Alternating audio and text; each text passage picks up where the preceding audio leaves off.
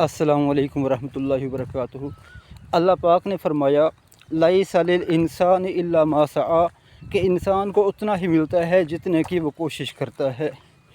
انسان کا رزق اس طرح سے مقدر کیا گیا ہے کہ انسان جتنی کوشش کرے گا اللہ تعالیٰ اس کو اتنا رزق عطا کرے گا۔ اب تھوڑے ضروریات زیادہ ہوں اور تھوڑے پر اکتفا کر کے بیٹھ جانا اور کہنا کہ اب میں کیا کروں، میرے مقدر میں ہی اتنا رزق ہے، تو یہ اس انسان کی اپنی نادانی ہے۔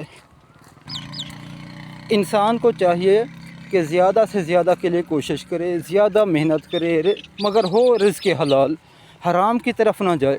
رزق حلال کے لیے زیادہ سے زیادہ کوشش کرے۔ اللہ تعالیٰ کسی کی محنت ضائع نہیں کرتا، اگر وہ محنت کرتا ہے تو اللہ تعالیٰ ضرور اس کو اس کا پھل دے گا۔